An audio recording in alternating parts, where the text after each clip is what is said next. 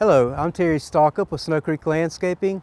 I'm the gardening supervisor here with Snow Creek, and today we're going to talk about mixing pesticides, triple rinsing and proper disposal of empty pesticide containers, triple rinsing and storing pesticide sprayers, and would like to talk about safety during each of those processes with you. In learning any pesticide, the first step is reading that pesticide label. We keep a copy of all pesticide labels in the pesticide storage facility in the event that the original container, the label becomes illegible or is lost. So you can always refer back to the pesticide label book. This has everything that we have in the pesticide shed, and it's important that you read every bit of information on that pesticide before you touch that product. The second part of that is a safety data sheet. This is a universal outline of every product. This has more of the technical information of every product. Each one of these have categorized sections of different information. It's got the chemical product company information, the hazardous ingredients. It has the hazardous identification, first aid measures, fire and explosion data, accidental release measures, handling and storage, exposure controls, personal protection, physical and chemical properties, stability and reactivity data, toxicology information, ecological information, disposal consideration, transport information. So this is just full of technical data that you really need to know and understand before you use that product as well. So I'm going to do a demonstration, and part of that pesticide label is going to outline all of your personal protective equipment. At minimal, the least amount of protection that anyone needs, and this is pretty much for any product, even if it's a biological product, would be gloves. So we provide gloves as well as all other personal protective equipment. And so before handling any product, you would want to put on gloves. Most labels, again, are going to outline everything that you need, from long sleeve pants, boots, long sleeve shirts. Most of the products we use are relatively safe. We don't use anything with signal word other than caution or danger. Typically those are safe once dry. Possibly they would have a 4-hour re-entry period to them. But again, most of the products that we use will be fairly safe to use and safe when dry. Just a couple of key points on that is we do have certain clients that require us to post regardless of what the re-entry period is, just for the safety of both their customers as well as anyone else that might be in an area that's been sprayed. So we do post some of those areas. Most of the time we'll post for 24 hours just to keep people out of those areas until it is safe to re-enter. So again, at minimum, gloves will be used for any product regardless of what it is. Again, we do try to use fairly safe products, but in handling anything you need gloves at minimum. So we're going to go through just the process of mixing, and all of our sprayers that we have, which will be in the pesticide storage facility, are labeled as to what product would go in them. So this particular sprayer is glyphosate, which is a weed control, an herbicide, and we try to keep the sprayers labeled clearly. Oftentimes the labeling will fade, and we'll occasionally go back through and relabel just so that they're clearly marked.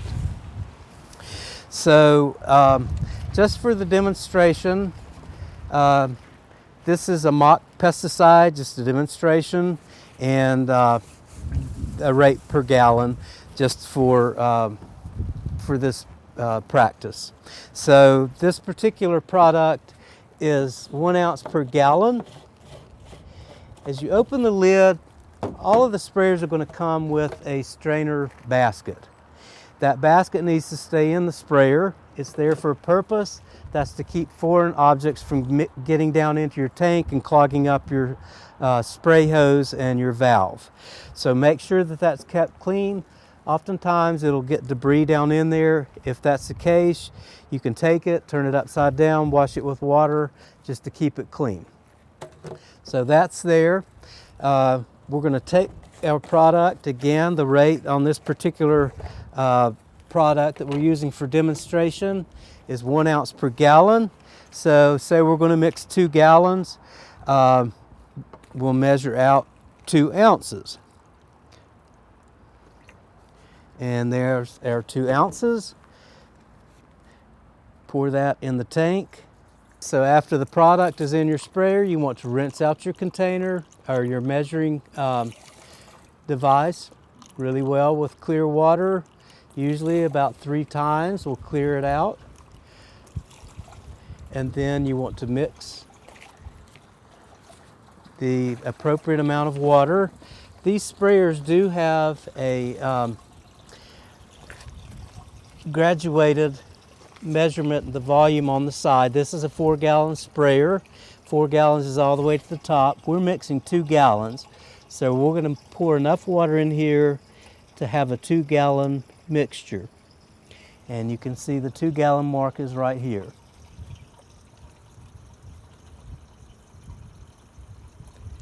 And that's good with the water. Some products will state to put water in your tank first. For this demonstration, we didn't do that. But once your sprayer is mixed, it's time to do your spraying. So with your target pest, you go out, you do your application. This would be a herbicide. This is a flat fan type spray tip, and which is a good spray pattern to do bed edges. So just to show you how that nozzle works. Different nozzles are used for different types of pesticides and for different uses. You might want to use like a cone type nozzle for pesticide, insecticides, and fungicides. So that's that on mixing. Next, we're going to talk about triple rinsing and disposing of containers. So we're right now at the end of this particular product. This is our demonstration pesticide. And so we're down to just the last little bit in the container. So we're going to talk about what to do with this empty container once it is empty. So you've got just enough for your tank mixture. That's say 2 ounces, and then you've got a little bit left in your container. So what you want to do is turn that container up and just let it drain for maybe 30 seconds in your tank, just till it starts dripping. That gets the last of the product out of your container. Then what you want to do is put enough water in your container.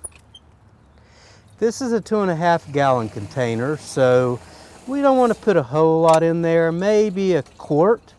A lot of products will come in a much smaller size, a pint or quart, even a gallon.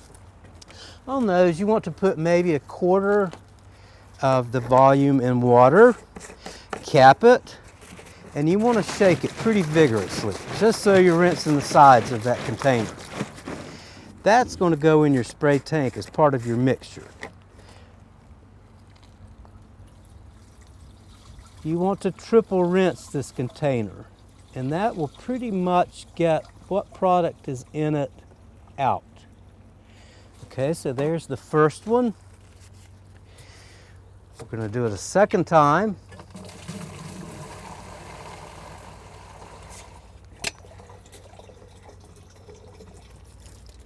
Same thing, cap it.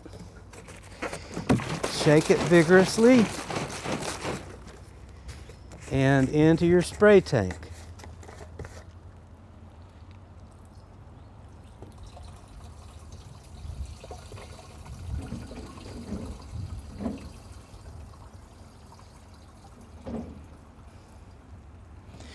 And then we're going to do it one last time.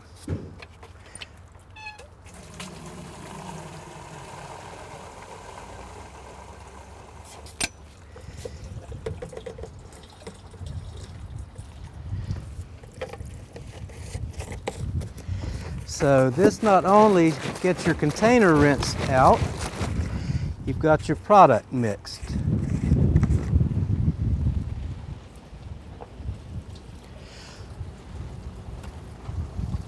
Sometimes if you end up with more rinsate than what product went in, you can always add a little bit more product to get the proper ratio of mix.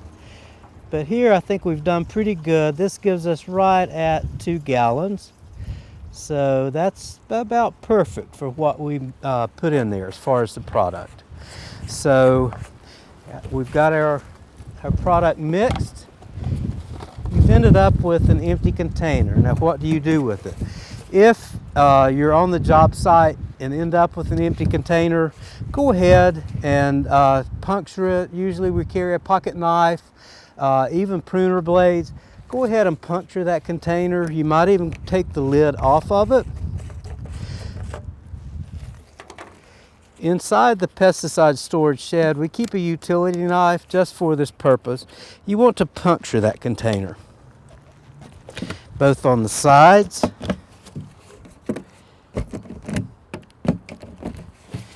and on the bottom. So if you're on the job site, go ahead and do that. Take the lid off. This prevents this container from being used for anything else. If we're back here at the pesticide storage shed, inside we have 2 containers. One container is for pesticide container recycling. We have a recycling center at the Buncombe County landfill. Most county landfills in North Carolina do have an empty pesticide container recycling program. They do require that you use a clear plastic liner so that they're able to look inside that bag when you drop your empty containers off. So drop that punctured container in there, drop that lid in there. They want you to take the lid off of that container. The other part of that, some pesticides come with a booklet type label. That booklet needs to come off. So rip that off. That can go in your general garbage. This part of the label can stay. A lot of pesticides will come with just a plastic sleeve type label around the container. Others that come with this booklet, again, tear the booklet off, toss that in the general garbage can. So now you've got your empty container properly disposed of. Next we'll talk about triple rinsing the pesticide sprayer and storing. When you've used up all of your product in your spray tank, many times we'll mix just what we need on the job site. A lot of pesticides are pretty specific to handle a certain type of pest. So you don't want to mix more than what you actually need on the job site so that you're having extra product left in your spray tank when you get back. Typically, you want to triple rinse your sprayer while you're out on the job site.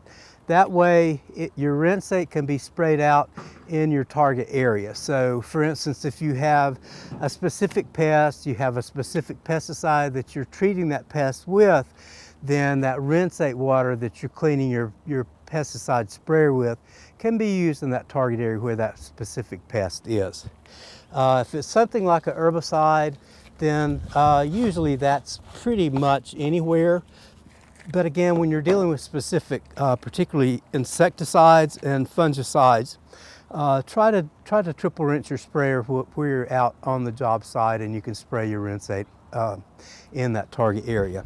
So again, just like with your pesticide containers, you're going to triple rinse your pesticide sprayer. So what you want to do is add enough water, usually a quart to a half a gallon, into your sprayer.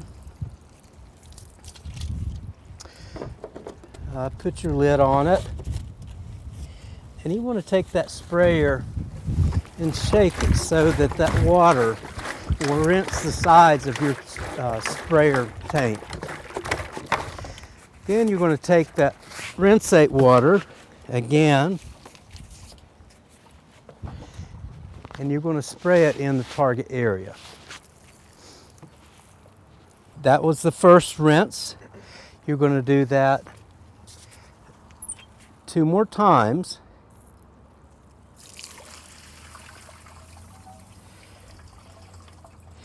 Usually with the second and third rinsate, it doesn't have to be quite as much water, but still you're going to cap that sprayer and you're going to shake it very vigorously. That cleans the sides, it cleans the strainer filter, and again you want to spray that in your target area.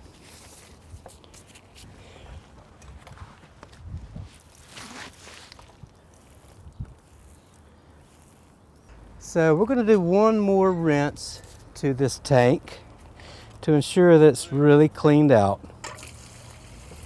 Oftentimes we'll do this at the end of the season. One product that we use a lot of is glyphosate, which is an herbicide. Oftentimes that's a product that gets used pretty much on a daily basis just for weed control. Okay, so again you want to shake that really vigorously to rinse the inside. On this last one, you can take the nozzle off of your sprayer just so that you can empty it out a little bit quicker. Usually it's pretty clean by this time, and if you take that out, then you can empty that sprayer out pretty quick by removing that nozzle. And so now your sprayer's triple rinsed. Just to recap a few things and reiterate a few safety tips. One thing that I try to stress is safety, and that goes with securing your sprayer in your truck. Oftentimes we'll mix on site and carry a sprayer with product in it in our trucks. Our gardeners typically will carry bungee cords so that they can strap that sprayer to the bed of the truck so that it doesn't move during transport. So the sprayer is secured against the bed of the truck, but the other thing that we want to do is protect this nozzle. Some of our sprayers will have a clip where that nozzle can just be clipped in, and that'll keep it up off the bed of the truck, prevent any equipment from maybe breaking the hose. Oftentimes the hose, if it's just thrown in the back of the truck, can be broken by tossing heavy equipment on top of it. So make sure that not only the sprayer is secure, but that your wand nozzle is secure as well. Again, this one has the clip so you can clip it in. Keep in mind on any property that you're working at, your surroundings, not only the environment, protecting the environment, protecting people's property. Pay attention to whether they have pets, whether there's other wildlife in the area.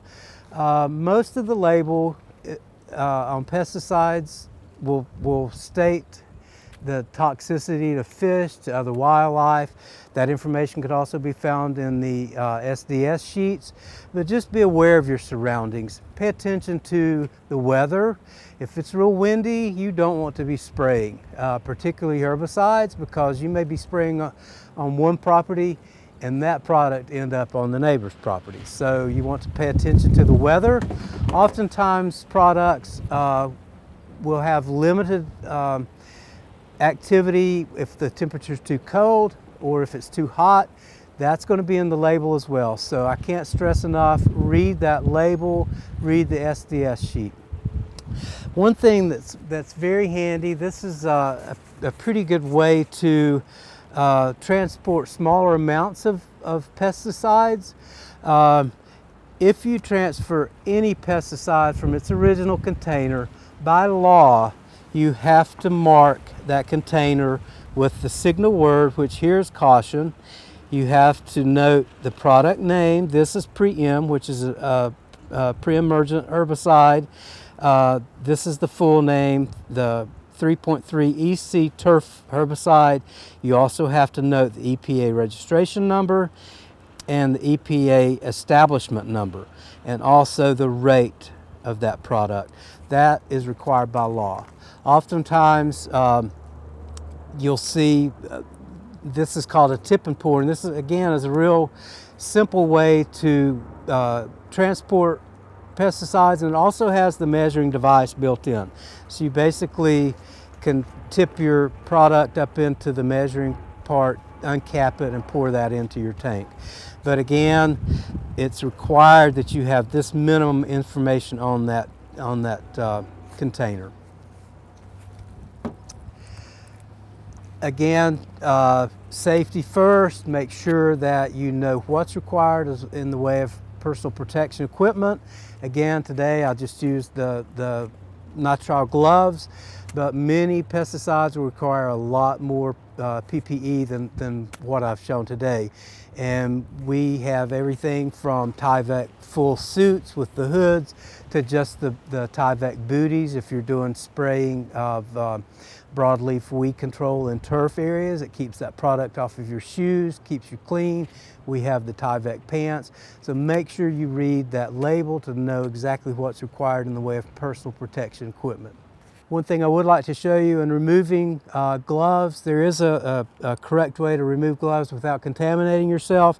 First of all, take your probably your dominant hand, reach and grab the wrist, and you can pull that off. And you can take your finger or thumb, slide it down into your other glove, remove it like that, wrong side out, it's safe. And toss that. So again, thanks for being with me today, and I look forward to working with you in the future.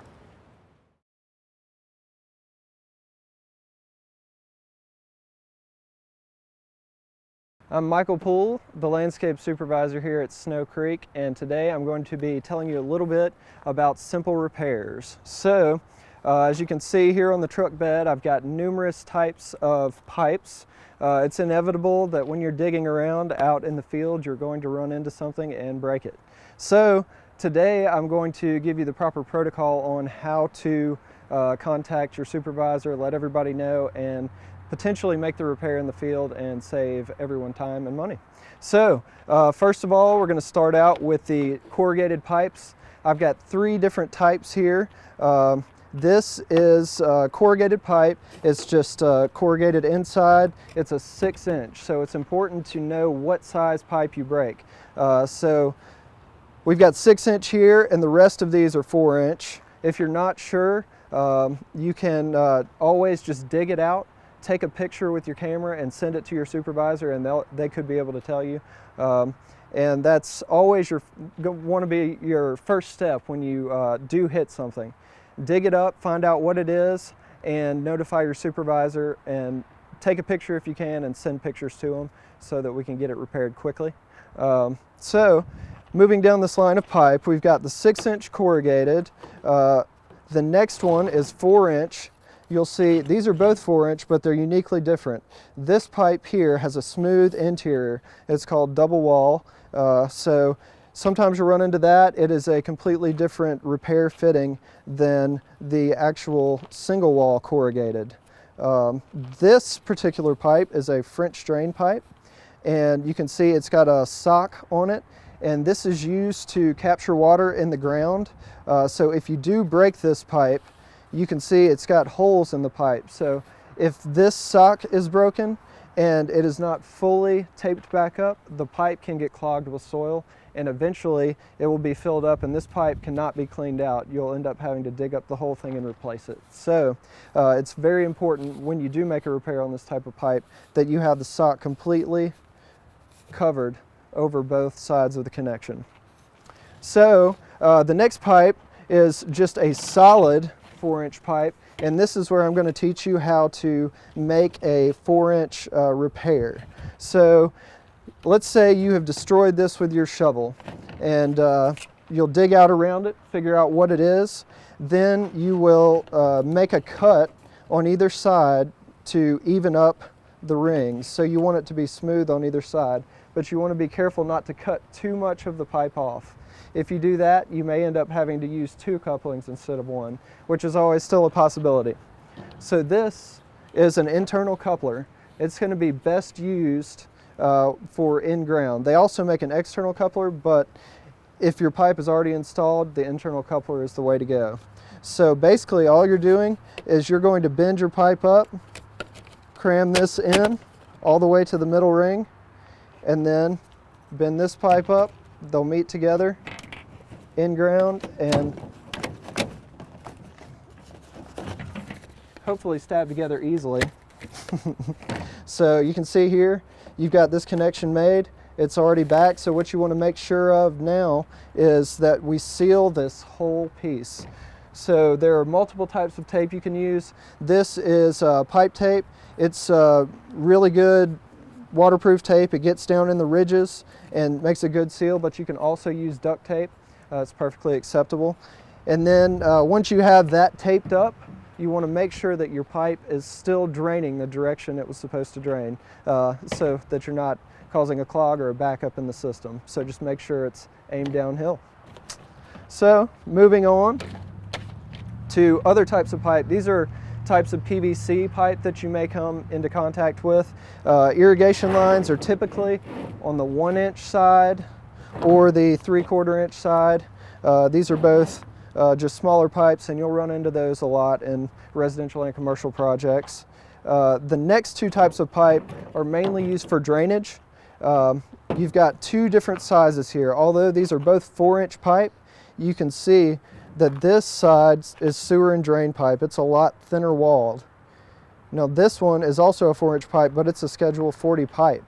So they take completely different fittings. So if you do uncover that, what you want to look for is some writing on top of the pipe or somewhere on the pipe, which you can see here.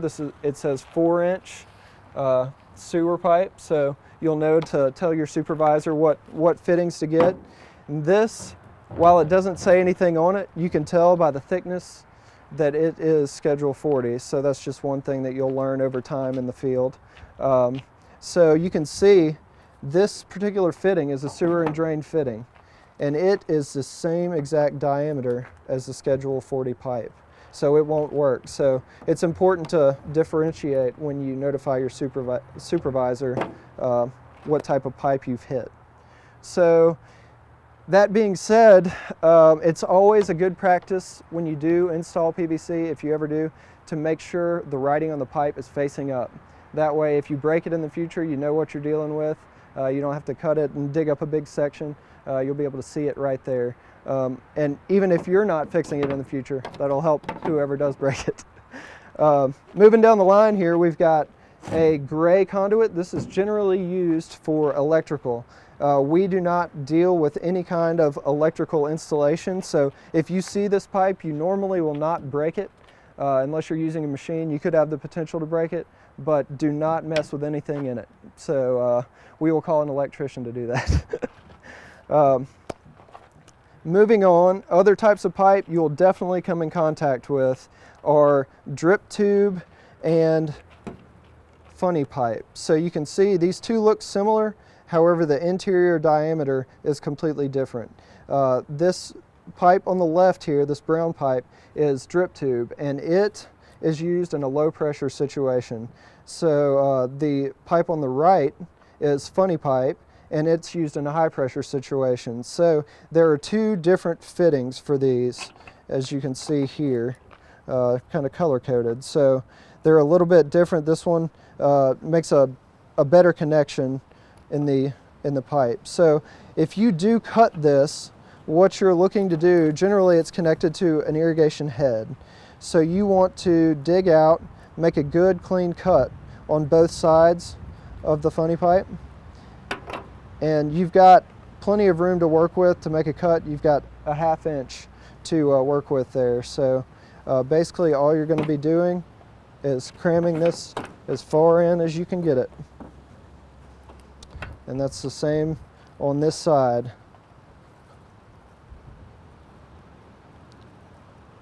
So this is what your finished product will look like right here. You can see, you don't see any more barbs, and it's pushed together, and that'll be completely watertight. So that is the funny pipe repair. Now we'll repair a piece of drip tube. This is a lot thinner. Sometimes in the field you will have to maybe heat it up a little bit to get it to work if it's cold outside. They're a little bit harder to get together. So this is generally laying on top of the ground, generally exposed, sometimes just right under the mulch line, wrapped around plants. So it's the same basic theory. We're just cramming these together. As you can see, sometimes it takes a little muscle. I had one person here say they like to use lip gloss on it to get it to slide. A little bit of dish soap will always help as well. So we got one side on. Working with the other side.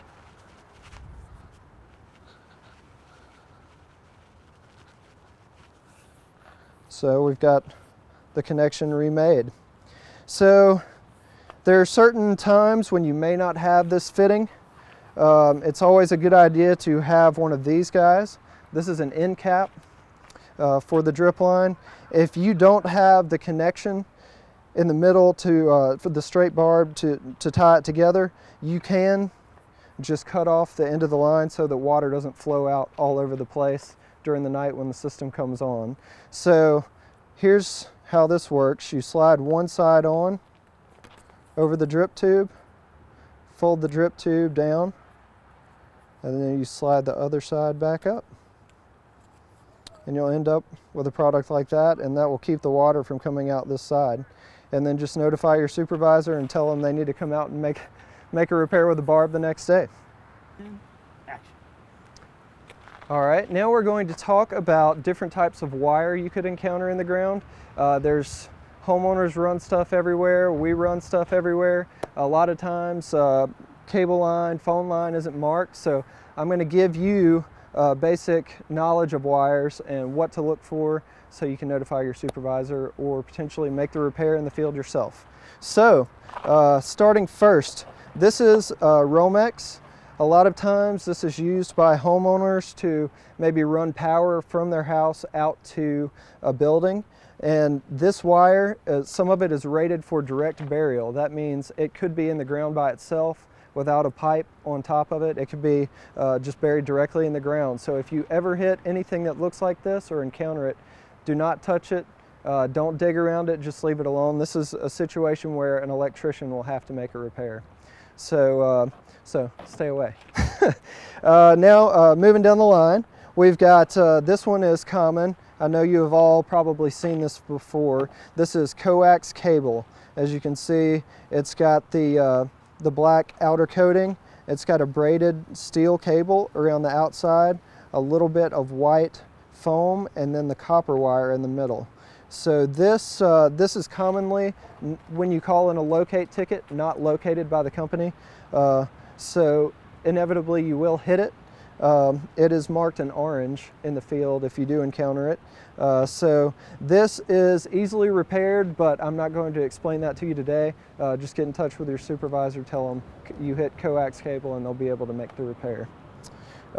Moving down the line, we've got the next one is called multi-strand. This is used in irrigation systems. As you can see, it's color-coded. There's a lot of wires.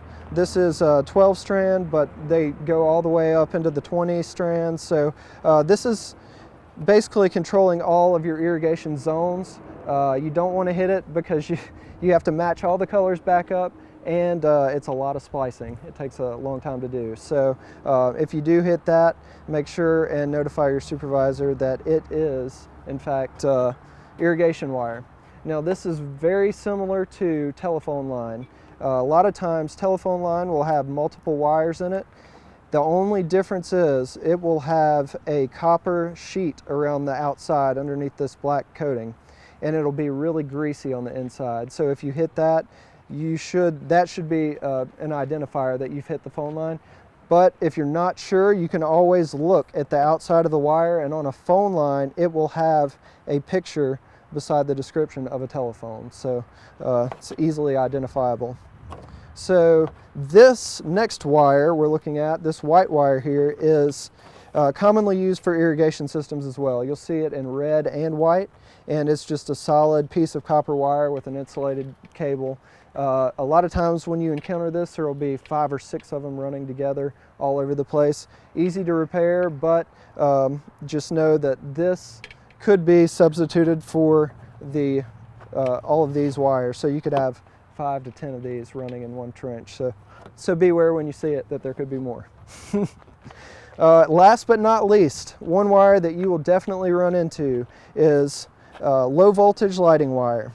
In this particular wire, you can see there's 2 stranded copper sides. The one thing you want to look for when dealing with this, you want to note how one side is smooth. One side of the jacket is smooth. And then this side, if you'll notice, has little ridges on it. So they're 2 separate wires. Even though they look the same, you need to notify that difference. Sometimes both sides will be smooth, but you'll end up with writing on one side. So every wire is different. You just have to kind of match it up. It's just based on manufacturer. So when you do hit this, you want to make sure when you make your repair that they're matched back together properly. So in this instance, you would want to be matching smooth to smooth, and the ridged wire with the actual ridged wire. So that makes a difference in polarity with different fixtures and the newer lighting systems. Some of them won't function properly if you reverse the wires, and then it'll be a mess. So let's say you have cut this wire. Once you do that, you may be able to use that same wire without making 2 connections, but if you've cut it and there's not enough slack to make the connections, you may have to add a smaller piece of wire in there. So it's always good to keep a piece about this long on your truck with you, and 2 splice kits. So the best way to splice this wire, here we've got some grease fittings. So you can see inside there, it's full of this grease, and that is going to keep your connection waterproof. So I've got here some wire nuts. These are not grease filled. Commercially, they do sell some that are grease filled, but for our practices, this is the most reliable splice you can have. So if you've made your cut, we'll identify first what type of wire we have, and you'll see on the side of this we have 12 gauge, 12 AWG. So we'll use our wire strippers, and every set of wire strippers has gauging on it. You'll see right there 12 AWG. So you want to be using this hole to strip your sides. So generally you'll be in a situation like this. You want to take your fingers and pry these 2 pieces apart like this and give you enough room to work. So then you'll take your wire. You want to get about a quarter inch to a half inch of wire on the end sticking through. We've got it in the 12 hole, and we're going to pull this through. And you'll see we've got a nice braided strand right here, and so that's what we want to do on all 4 sides of our wire. Same thing on the number 12, pull it through. So we've got our connections here. So I've already stripped this side down for you. So as stated before, you want to make sure that you line these wires back up right.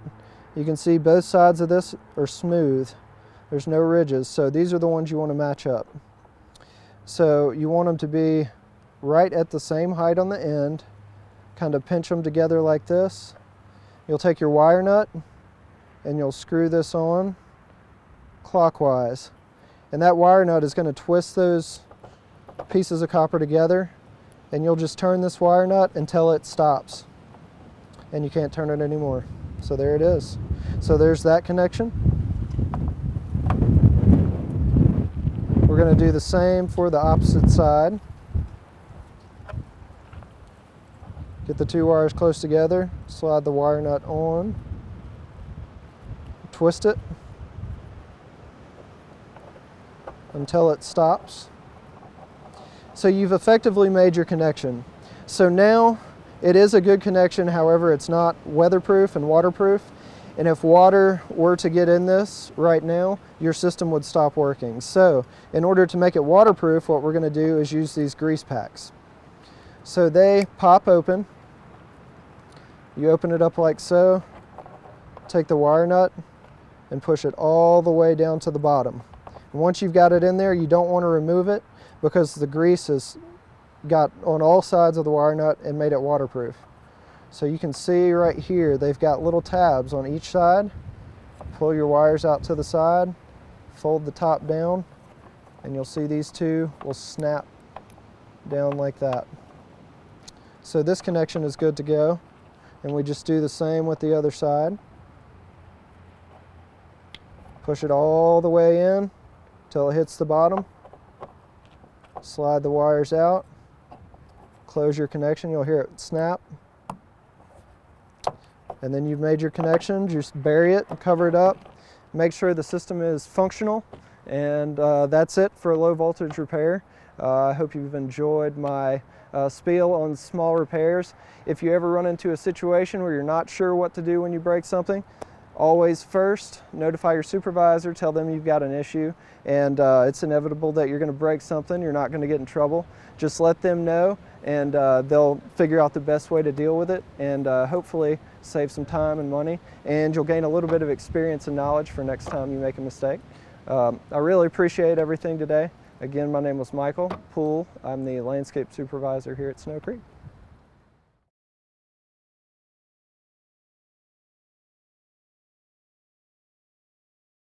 I'm Jimmy Gaston with Snow Creek Landscaping. Today we're going to be learning the proper techniques in planting trees and a 3-gallon shrub. So, main thing about this area in general where we live, we have a lot of red clays in our soil. So it's very crucial that we're preparing our soils properly to where we can alleviate these from sitting in water. Main thing that will kill plants in this area is too much water. The plant's sitting in a bathtub, it can't handle all the moisture. So today we're going to be showing you how Snow Creek likes to plant the trees. The first thing we want to do is find the root flare on this tree. The root flare is actually the first set of roots that you're going to find on this tree. So we'll come in, typically in burlap. We want to dig around a little bit. Just kind of find where those initial fibers are, fibrous roots.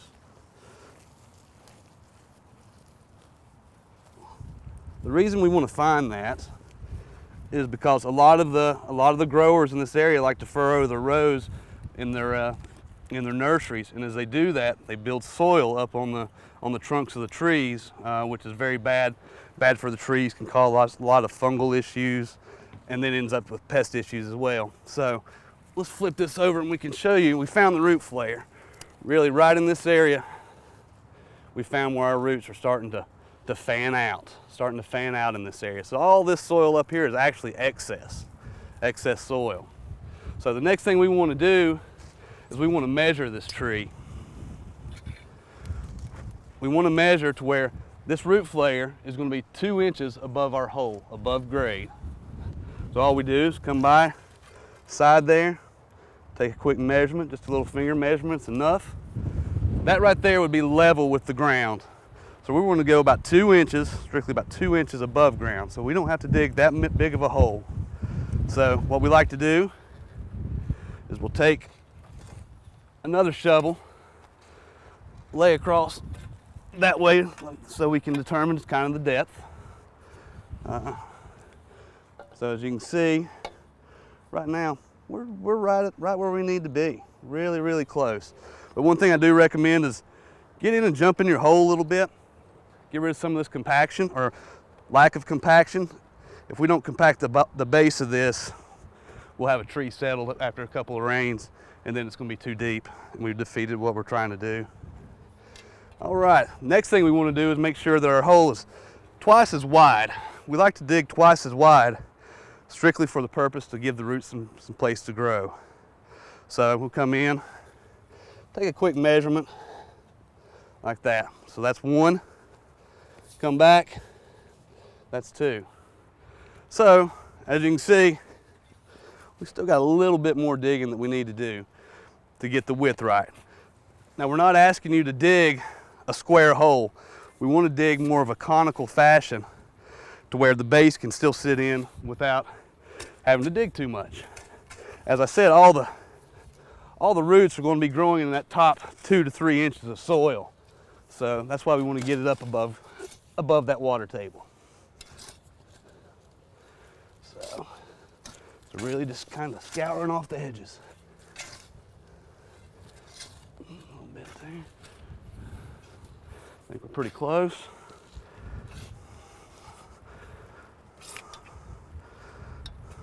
All right. So next thing's tree placement.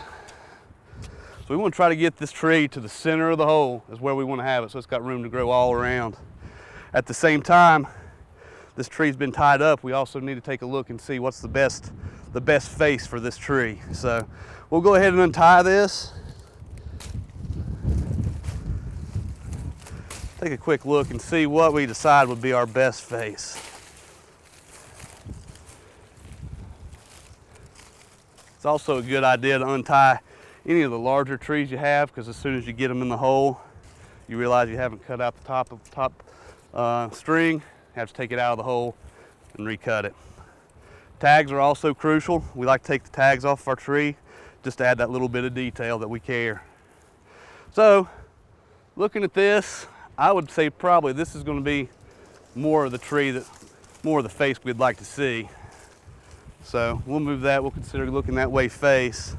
So what we like to do is slowly roll the ball with almost a twisting and turning fashion. Try to get that centered up as best you can. Have your guys kind of looking out in the distance, kind of giving you which way that tree needs to go. So there's a quick eyeball there. You know, take a minute, take a look back and make sure the tree's straight. That's one of the crucial things. We got a little bit of a bent trunk there, but all in all, the central part of the tree is looking straight. So what we want to do then is just really get a little bit of soil in there at the bottom, just so we can keep that tree from moving.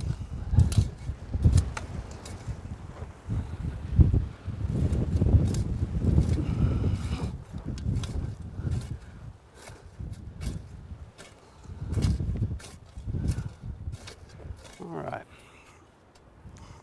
So we're about where we need to be. Next thing we need to do is get our fertilizers and our amendments. Go ahead and mix and prepare our soils. What we like to do for our trees is a bag of Nature's Helper per tree. Nature's Helper, it's a really good mix to break up compaction. As I said earlier, red clay soils, it's not going to allow water to drain. This is going to help with keeping that soil broke up to where we can get some water draining, as well offering a little bit of nutrients as well. Next, we add some Milorganite. It's a slow release fertilizer. Can't really throw too much on, but we like to do basically a ½ pound per foot. So right now you're looking at approximately a 6 to 7 foot tree, looking at approximately 3 pounds.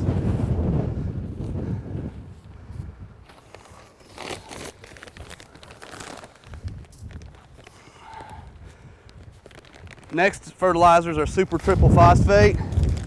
Promotes root growth. That's what we're mainly concerned about right now, is trying to get these roots established. 1 pound of fertilizer for a typical 6 to 8 foot tree or 2-inch caliper tree. A couple of good handfuls, and then we want to mix that all together and integrate all the soils with the fertilizers and compost.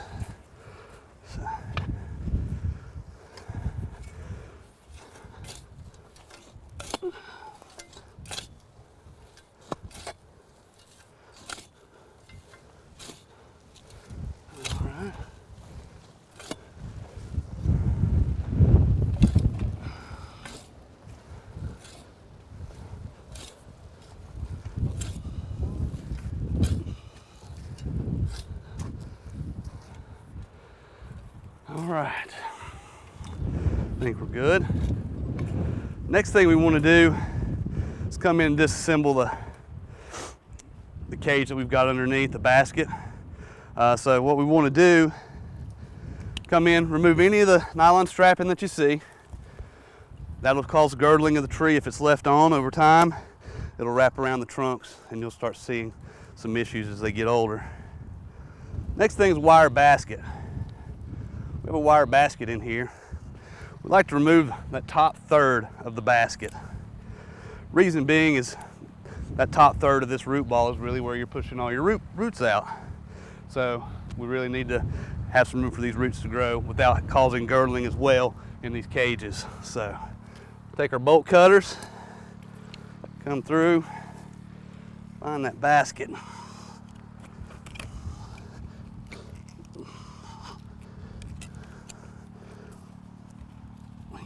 Bottom right there. So you can see we're trying to get rid of that basket.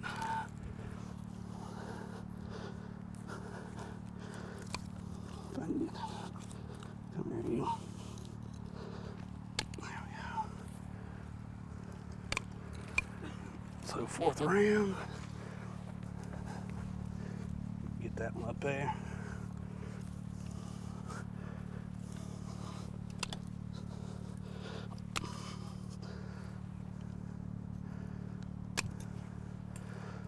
Got it. All right. Oh.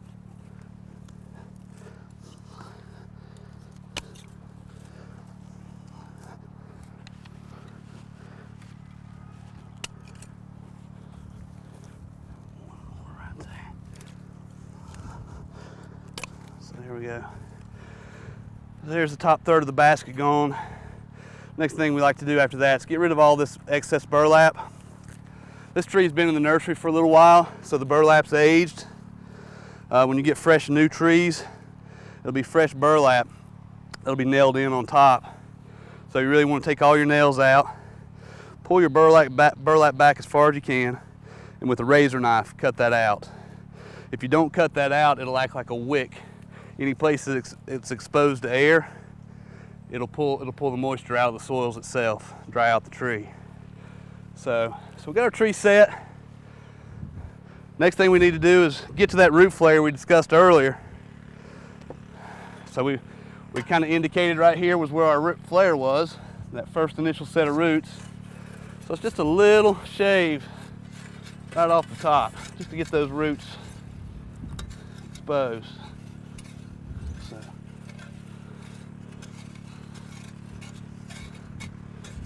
So there we are. Next thing we want to do is backfill. We backfill with the soils that we've amended. And what we like to do is get to about, with grade, where everything's nice and flush with the root ball. So.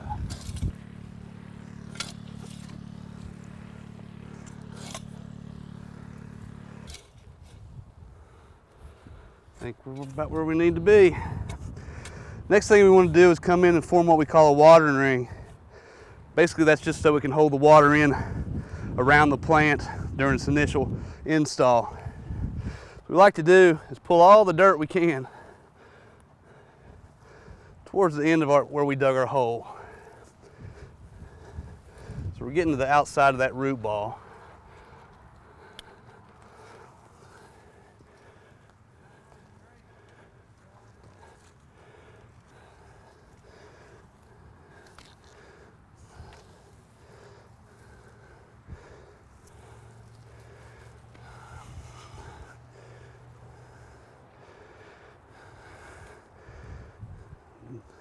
There you go. Next thing you do is add about 3 inches of mulch all around the watering ring itself. Paying attention not to get mulch up around the crown of the tree. That's another big killer of plants. So as you can see, we've already got this one mulched, and how we've brought in just a slight dusting around the crown of the trunk. So that would resist any disease trying to come in or insect damage. Next thing, lots of water. If we can get 15 gallons that first day on these trees, that's what they need. If you can do 5 to 10 gallons every day, every other day afterwards, depending on temperature, of course. So, anything else to add, Michael? Make sure if you're breaking the limbs to prune. That's right. Can you say that because you got the mic? One of the last things we like to do is, after everything's been installed, just kind of take a quick look around. See if you've got any kind of dead little branches or anything like that that just need to be clipped out. A lot of times during handling and transit, you'll also start seeing a little bit of breakage from that, from where they've been tied up. So if you've got your pruners, just come in, just prune all your dead wood out, then you're good to go to move on to the next one. And today we're going to plant a 3-gallon shrub. What we want to do is basically the same as we planted our trees. We want to keep that slightly above grade. As I said earlier, all the plants around here love water, but they don't like to sit in water. And with the clay soils that we have around here, it's very easy for a plant to sit in water, so we've got to make sure we add the proper nutrients and soil conditioners to that. So today we're going to dig our hole, get everything ready to go. First thing we want to do is take a look at that plant. It's got a 3-gallon container. Lots of times when we pull those out, there's not quite the root mass that's in there that we need, so we don't need to dig quite as big of a hole. This is a pretty nice looking plant. We also do see a lot coming in that are root bound, that are pot bound, which basically the roots are just spiraling on the inside of the pot. And what we need to do on that is get very intense with breaking those roots up and getting them to where instead of growing in a circle, they're going to grow out into our soils. So we've got a pretty nice looking plant there, so we can kind of determine, the depth of what we've got. Same thing, just take a quick measurement. So, about right there, about 3/4 of a blade. We want to go about 1 inch high with that. So we want to keep that out of grade, keep it out of that water table to where it's just not drowning. Same with the tree. We like to try to get our holes twice as wide as the plant container itself. So, and as I said before, you don't have to dig a square. If we come in and dig at an angle, more of a conical fashion, we're giving that root mass place to grow in that top third of the soil. So you don't have to overwork yourself as much as you think you do.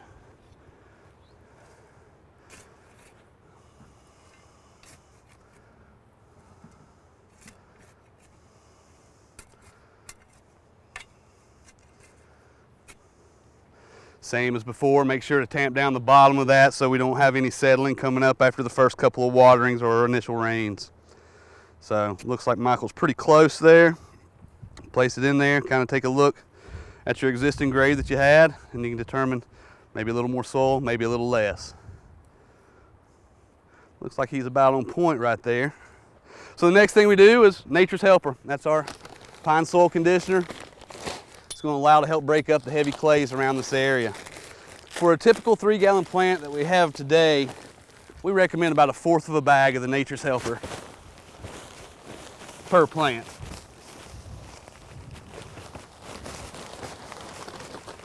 In this area, you're not going to throw in too much Nature's Helper. There's no such thing. Again, with the fertilizer, we recommend 1/2 pound a foot, so we're looking at about 1/2 pound worth of Milorganite in there. And on the phosphorus, we like to use 1/4 pound per 3-gallon container. So you get one good handful. Make sure to mix that up.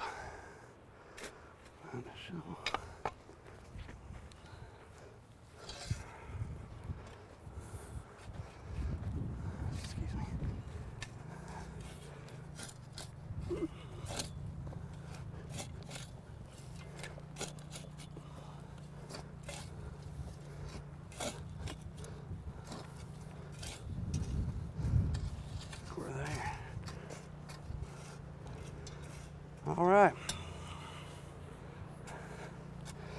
Next thing is to make sure you've really got those roots tickled up. Make sure that they're going to go and branch out, as I said before, not in a spiraling fashion. Checking grade again, making sure we're about 1 inch above.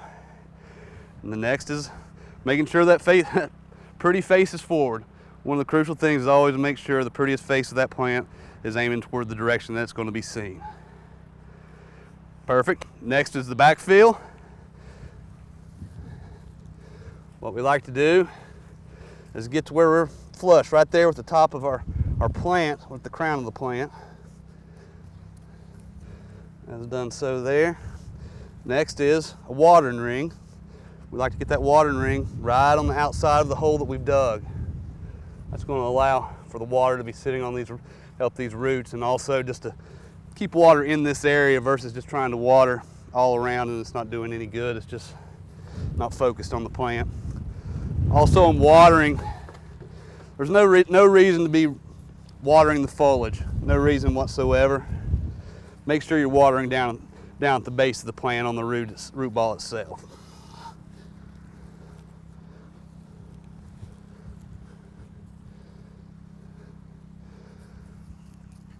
On the watering for this plant, a 3-gallon plant, love to see about 5 gallons go on initially.